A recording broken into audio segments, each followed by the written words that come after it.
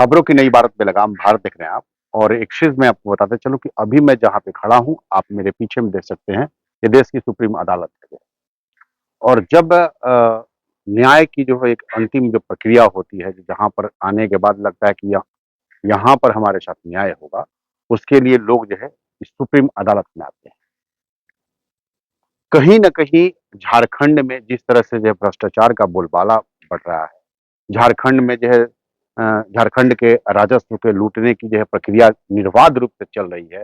और उस पर आवाज़ उठाने वाली चाहे जनता हो, चाहे मीडिया कर्मी हो, चाहे वो सोशल इन्फ्लुएंसर हो या समाज सेवी हों, कहीं न कहीं उनको जो है धमकियाँ मिल रही हैं, उन मानवाधिकार को जो है का हनन किया जा रहा है। और इसी चीज़ के सवाल को लेकर के मैं जो है पहुँचा हूँ दिल्ली के सुप्रीम अदालत में जो है। और दिल्ली के सुप्रीम अदालत के जो मीडिया कवरेज का जो पार्ट है, वहीं से आपको मैं जो है ये दिखा रहा हूँ। सबसे बड़ी चीज़ क्या समझिए बात को जो है, साहिबगंज और पाकुड़ 2 ऐसे जिले जहाँ पर स्टोन चिप्स का निर्बाध रूप से जो है वहाँ पर बिना माइनिंग चालान का खनन और परिवहन दोनों हो रहा है। और उसमें शासन प्रशासन के कुछ भ्रष्ट लोग भी शामिल हैं। और जब वहाँ की जनता इस चीज़ के लिए आवाज़ उठाती है, उनके ऊपर एफआईआर कर दिया जाता है। जब वहाँ का सोशल मीडिया का कोई सिपाही जो इसके लिए आवाज़ उठाता है, उसके ऊपर एफआईआर कर दिया जाता है। या तो दबा दो या तो मिला दो, यही प्रथा चल रही है वहाँ पर। और बेलगाम भारत निर्बाध रूप से जो है साहेबगंज और पाकुड़ के मुद्दे को, कहें तो झारखंड के पूरे मुद्दे को लगातार उठाते रहा है। और वहाँ से जो सहयोगी थे जो है, वो थे वरुण जायसवाल। और वरुण जायसवाल हमें खबर देने का काम करते थे, जो कि समाजसेवी सेवी है। उनके घर पे लगे, उनके निजी घर पे लगे कैमरे को निकाल लेना, क्या ये मानवाधिकार का हनन नहीं है? ये कह करके निकाल लेना कि उनके निजी घर पे लगा हुआ कैमरा निजता का हनन कर रहा है। हमें तो ये नहीं समझ में आ रहा है, ये कौन से लोग हैं जिनको ये समझ में नहीं आ रहा किसी के प्राइवेट प्रॉपर्टी पे लगा हुआ कैमरा वो निजता का हनन कैसे कर सकता है? दरअसल वहां पर निजता का हनन नहीं हो रहा था साहब, वहां पर हो रहा था खुलासा। क्योंकि उसी रास्ते से जो है तमाम जो कोटाल फुखर से होकर गुजरती है गाड़ियां, वो वरुण जायसवाल के घर के नीचे से गुजरती थी। और उस कैमरे में तमाम चीजें रिकॉर्ड होती थी। और परिणाम ये हुआ कि वहां के प्रभारी महोदय मेहरबान हो गए वरुण जायसवाल पर। और आनन फानन में एक एफआईआर होता है, और एफआईआर के माध्यम से जो है वरुण जायसवाल की गिरफ्तारी दिल्ली आकर की जाती है। उसी थाने में तमाम तरह के माफियाओं के खिलाफ एफआईआर दर्ज है। तमाम तरह के जो है लूट के कांड का एफआईआर दर्ज है। तमाम तरह के जो है प्रशासनिक पदाधिकारियों के रेकी का मतलब मामला लंबित है। उस पर ध्यान नहीं जाता पदाधिकारी महोदय को। लेकिन एक समाज सेवी का कैमरा जब उनके भ्रष्टाचार को रिकॉर्ड कर रहा था, तो कैमरा उनका इतना दुश्मन हो गया कि उस कैमरे को तो निकाला ही निकाला, साथ साथ में जो वरुण जायसवाल पर एफआईआर दर्ज किया गया। हालांकि मैं उस पर सवाल नहीं उठाता हूं, देश की अदालत यहां पर तय करेगी कौन गलत है कौन सही है। और अदालत ने किया भी वैसा ही है। जब सिविल कोर्ट में गए और वरुण जायसवाल कोर्ट में गए, तो वहां पर उनको जमानत मिली, क्योंकि पता था कि इस केस में कुछ नहीं है। मैं पूछना चाहता हूं हेमंत सोरेन साहब आपसे कि आखिर आपके अंतर्गत बैठे हुए पदाधिकारी इतने बेलगाम कैसे हो सकते हैं?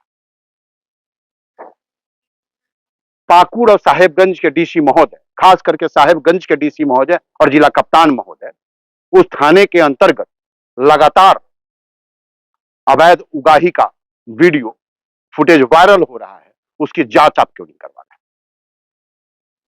थाने के अंदर बैठ करके चेक नाका कर्मी पैसे गिनते हुए देखे जा सकते हैं, तो आखिर उस पर जांच बिठाने में आपको दिक्कत क्या है?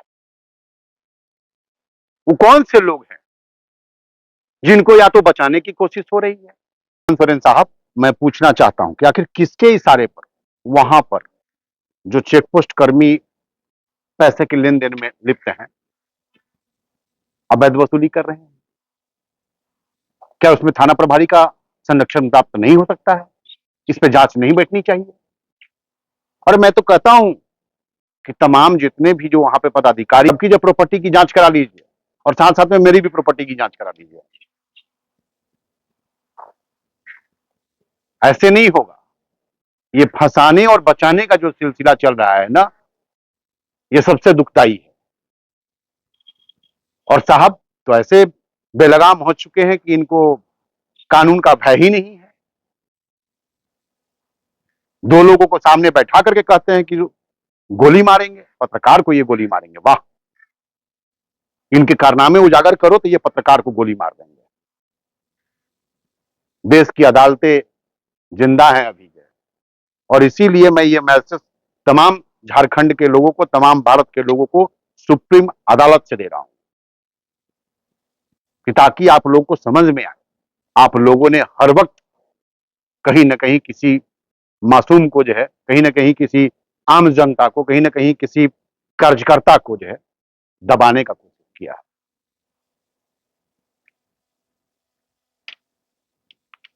कांग्रेस के नेता की पिटाई हो गई, वो भी किस लिए हो गई भाई? पत्रकार के पिटाई के विरोध में जब कांग्रेस कार्यकर्ता रोड पर आए, शांतिपूर्ण तरीके से आपसे निवेदन करने लगे, तो आपने उनकी ठुकाई करवा दी। वाह, मतलब फैसला ऑन द स्पॉट। साहब आपको फैसला करना काम है, फैसला करना अदालत का काम है। कोटाल फुकर के थाना प्रभारी महोदय, इतने बेलगाम कैसे हो सकते हैं आप? और खुले में आइए, बयान दीजिए, कहिए कि आपके प्रॉपर्टी की जांच कर लिया जाए और मेरी भी प्रॉपर्टी की जांच कर ली जाए। अरे सूत्र तो यहां तक बता रहे हैं कि आम के डब्बे में भर भर के ले गए आप। कभी सीमेंट के बोरी, कभी आम का डब्बा है, कहीं ना कहीं तो रखे होंगे ना, कहीं ना कहीं लगाए होंगे ना। और सरकार का इंटेलिजेंस इतना कमजोर है क्या? नहीं पता कर पाएगा कि 7 महीने में बटोर के कहां ले गया? और जब समाजसेवी के कैमरे में आपकी सारी काली करतूत रिकॉर्ड हो रही थी, तो इतनी दुश्मनी हो गई उससे कि उसको आपने भीतर भेजने का काम किया। यह है आपका न्याय। न्याय का जो काम है वो अदालत पर छोड़ दीजिए। आपका काम है केवल केवल एफआईआर दर्ज करना। बाकी मैं झारखंड के मुख्यमंत्री हेमंत सोरेन साहब, आप ही कहते हैं कि कहीं पर भी अगर अवैध खनन हो रहा है, अवैध परिवहन हो रहा है, चरस बिक रहा है, गांजा बिक रहा है, कहीं भी कुछ ऐसा गलत हो रहा है, तो आप लोग सूचना दीजिए। और सूचना देने वाले ही आज खतरे में है, और वो भी किसी माफिया के चलते खतरे में नहीं है, आपके कुछ भ्रष्ट पदाधिकारियों के चलते खतरे में है। और उनके ऊपर बैठे हुए उनके आका कहीं ना कहीं उनको सपोर्ट कर रहे हैं। उनके थाने से बराबर तमाम वीडियोस वायरल हो रहे हैं जिसमें कि अवैध वसूली का पूरा खुलासा हो रहा है, लेकिन उस पर कार्रवाई नहीं हो रही है। नम्र निवेदन करना चाहता हूं जो है डीसी महोदय और एसपी साहब, मैं डरने वालों में से नहीं हूं, मैं लड़ने वालों में से हूं।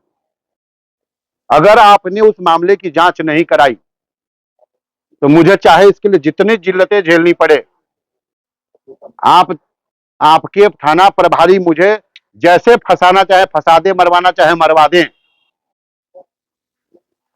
लेकिन मेरी आवाज नहीं रुकने वाली है साहब। जांच तो आपको कराना ही पड़ेगा।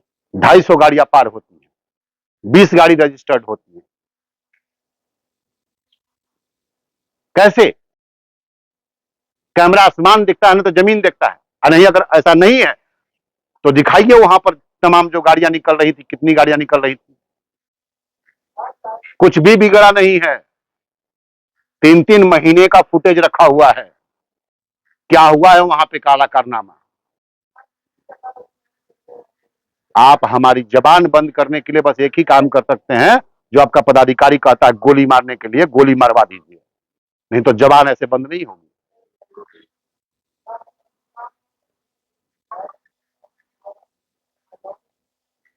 देश की सुप्रीम अदालत से मैं निवेदन करना चाहूंगा, झारखंड के मुख्यमंत्री से, झारखंड के नेता प्रतिपक्ष से,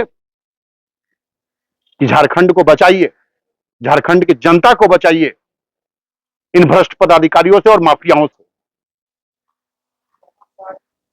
झारखंड के विकास में लगने वाला पैसा ये माफिया बटोर करके प्रतिदिन लेके जा रहे हैं, और जब इनके कारनामे दिखाओ तो ये गुस्से में एफआईआर करते हैं, फंसाने की धमकी देते हैं, जान मरवाने की धमकी देते हैं। और मैं क्लियर कट कर देना चाहता हूं, अगर मेरे ऊपर कुछ भी होता है तो उसके लिए सिर्फ और सिर्फ कोटाल पोखर का थाना प्रभारी जिम्मेवार होगा, क्योंकि तमाम तरह की रेकी चल रही है मेरे खिलाफ। मुझे केस में फंसाओ या इनकी जान मरवा दो, जान जाएगी तो जाएगी, आवाज उठेगी जरूर। जय हिंद, जय भारत।